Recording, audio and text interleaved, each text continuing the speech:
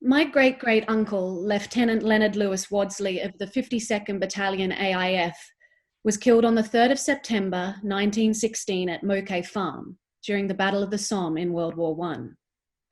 Len was one of 90 Tasmanians killed in that same battle on that same day. He was 26 years old. His body was never found. My father has Len's beautiful writing box that was sent home after the war.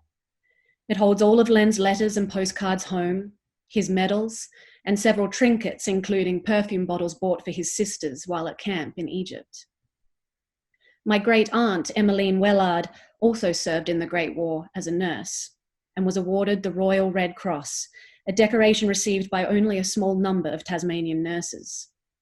We also have her medals, including the British War Medal, British General Service Medal, the Victory Medal, and the India General Service Medal. Apparently, she was one of the most decorated Tasmanian nurses to have served during World War I. It was through these possessions and the knowledge and passion of my dad that I grew up learning about my Uncle Len, Auntie Em, the Anzacs, and their service.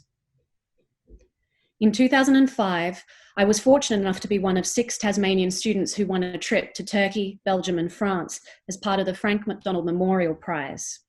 This journey included attending the 90th anniversary Anzac Day dawn service at Anzac Cove in Gallipoli, 2006. But the most special and memorable part of the trip, for me, was getting to visit Moquet Farm, where my uncle was killed. It was hard to believe such devastating conflict had occurred in this place where I sat and laid a poppy for Len. The earth has healed, and lush green grass hides what remains of the war debris and missing men. It is still a working farm today.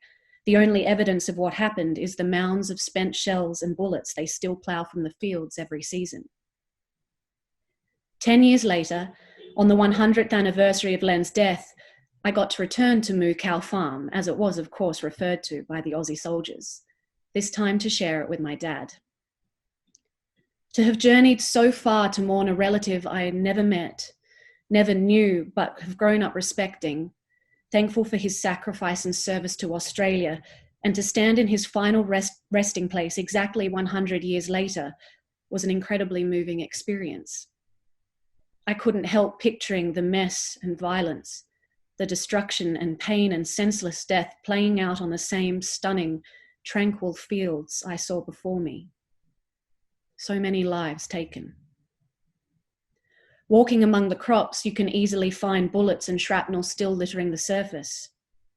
They estimate it will take another 700 years to fully collect all the spent munitions. We met people who had come from all over the world to commemorate their ancestors. England, Wales, Ireland, Canada, France, and many other Australians.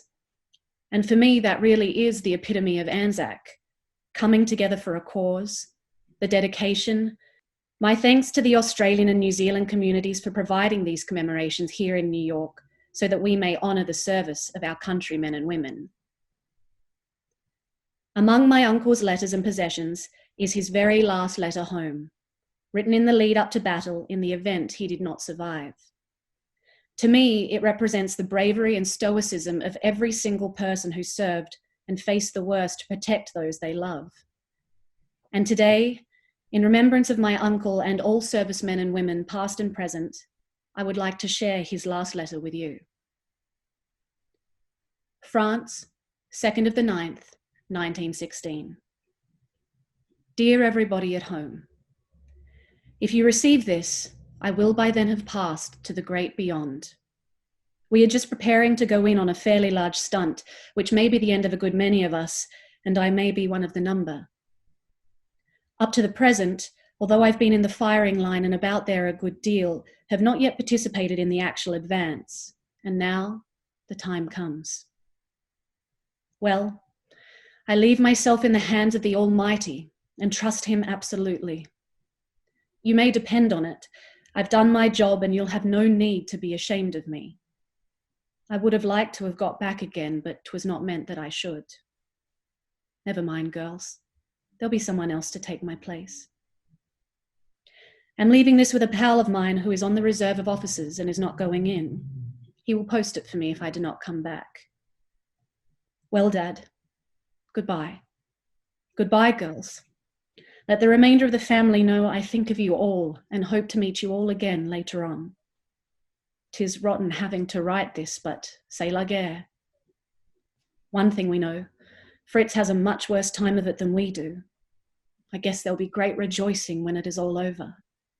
We are all thoroughly sick of it. Well, goodbye again to you all. From your son and bro, Len.